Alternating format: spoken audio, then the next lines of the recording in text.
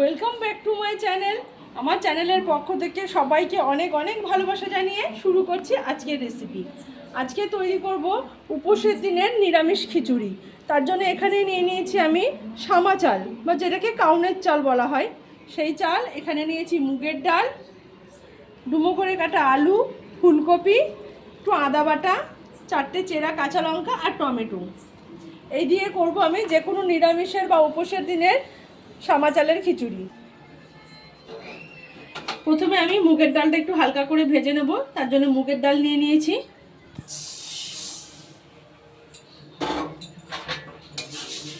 মুগের ডালটা আমি হালকা করে একটু ভেজে নিচ্ছি।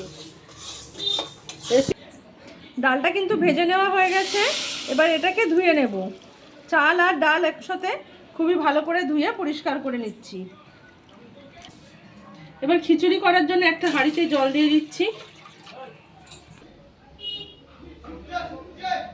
যতক্ষণ খিচুড়ির জন্য জল গরম বসিয়েছি ততক্ষণ আমি এদিকে আলু ফুলকপিটা ভেজে নেব। কড়াইতে দিয়ে দিলাম সাদা তেল। তেল গরম হয়ে গেছে। এবার এই তেলের মধ্যেই ভেজে নেব আলু ফুলকপি।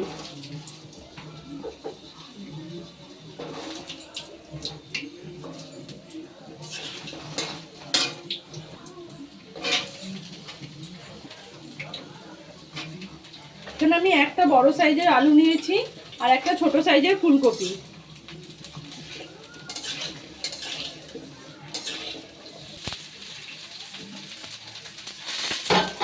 দেখুন খিচুড়ির জল কিন্তু গরম হয়ে গেছে।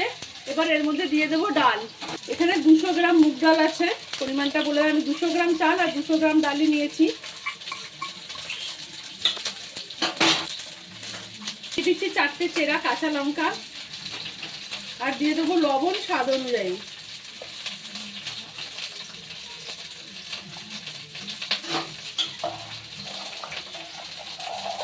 এবার এই ডালটা নুন দিয়ে আগে একটু ফুটিয়ে নেব, কেন সামা চাল একবার ফুটলেই কিন্তু হয়ে যায়। দেখুন আলু ফুলকপিটা কিন্তু লাল লাল করে বেশ ভাজা হয়ে গেছে। এর থেকে বেশি ভাজার দরকার নেই। এবার এটাকে তুলেই আমি ডালের মধ্যে যে কড়াই হাঁড়িতে যে ডাল সিদ্ধ হচ্ছে তার মধ্যে দিয়ে দেব। দেখুন ডালটা কিন্তু ফুটে গেছে।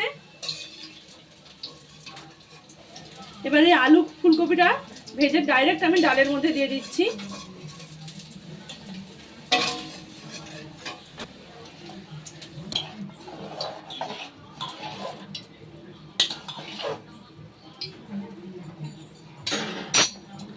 আচ্ছা, এবার এর মধ্যে দিয়ে দেবো আমি ধুয়ে রাখা সামা চাল।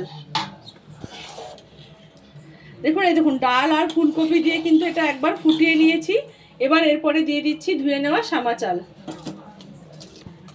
চালের পরিমাণও কিন্তু এখানে 200 গ্রাম।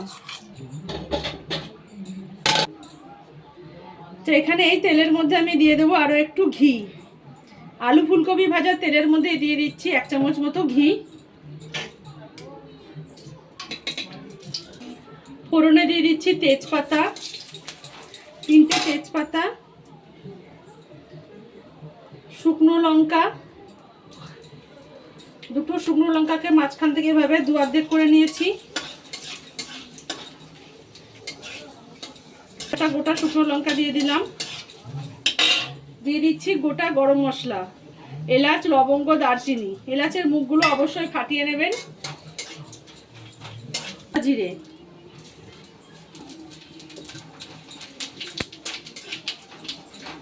খিচুড়ির ফোড়নটা রেডি করে নিচ্ছি এদিকে কড়াইতে। ওদিকে খিচুড়ির চাল ডাল সবজি সব সেদ্ধ হচ্ছে। এবার দিয়ে দিচ্ছি এই আদা বাটা, প্রায় বড় চামচের 1.5 চামচ মতো আদা বাটা। তেলের মধ্যে একটু হালকা নেড়ে নিচ্ছি আদাটা। আদা কিন্তু খুব বেশি ভাজবেন না, তাহলে তেতো হয়ে যাবে। এবার এর মধ্যে দিয়ে দেবো কেটে রাখা টমেটো। একটা বড় সাইজের টমেটো কুচি করে নিয়েছি, সেটাকেই দিয়ে দিলাম।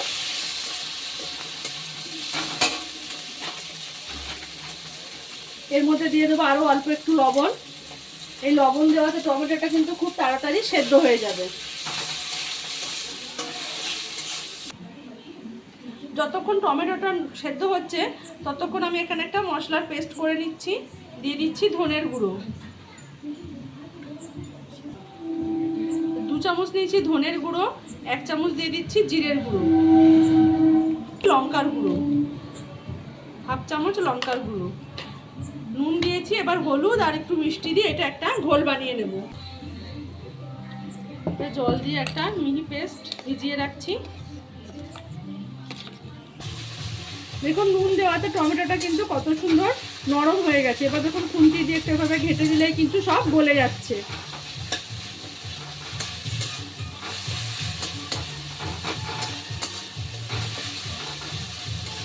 দেখুন সমস্ত টমেটোগুলো কিন্তু খুন্তি দিয়ে এভাবে একদম গলিয়ে দিয়েছি। এবার যে মশলার ঘোলটা বানিয়ে রেখেছিলাম সেই মশলার ঘোলটা এর মধ্যে দিয়ে দিচ্ছি।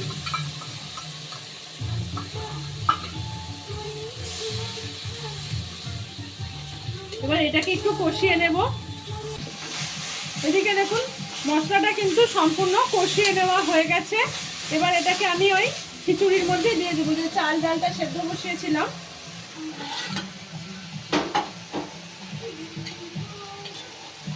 দেখুন এটা এই দেখুন সম্পূর্ণ কিন্তু এটাও হয়ে এসছে।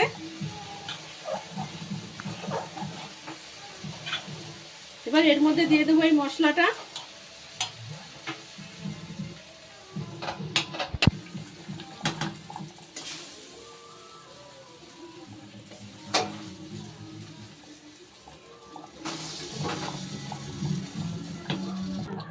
এবার দিয়ে দিচ্ছি এর মধ্যে 2 চামচ পরিমাণ চিনি।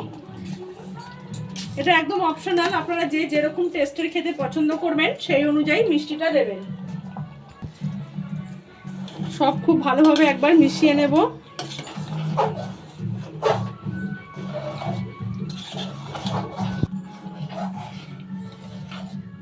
দেখুন সব দিয়ে কিন্তু খুব ভালোভাবে মিশিয়ে আমি এটাকে ফুটিয়েও নিয়েছি। আর দেখুন থিকনেসটা কিন্তু একদম এরকম আছে। খিচুড়ি কিন্তু আমার একদম রেডি। এবার পরিবেশন করে নেওয়ার পালা। আপনারা চাইলে কিন্তু এখন ওপর থেকে ঘি আর গরম মশলার গুঁড়োও ছড়িয়ে দিতে পারেন। যেহেতু আমি ফোড়নে গরম মশলা দিয়েছি আর ফোড়নেই ঘি দিয়েছি, এখন আর দেবো না। দেখুন তৈরি হয়ে গেছে আমার খিচুড়ি। সাথে বেগুন আর পাঁপড় ভাজা আর বেগুন ভাজা সহযোগে পরিবেশন করুন এরকম নিরামিষ খিচুড়ি। একদম যে কোনো উপোসের দিন বা নিরামিষের দিনে বা এমনি যে কোনো সময় এভাবে বানিয়ে খেতেই পারেন। আর কে কে আমার মতো এইভাবে সামাচারের খিচুড়ি এইভাবে বানান অবশ্যই কমেন্ট করে জানাবেন। আর রেসিপিটি ভালো লাগলে চ্যানেলটা প্রথম থেকে শেষ পর্যন্ত দেখুন।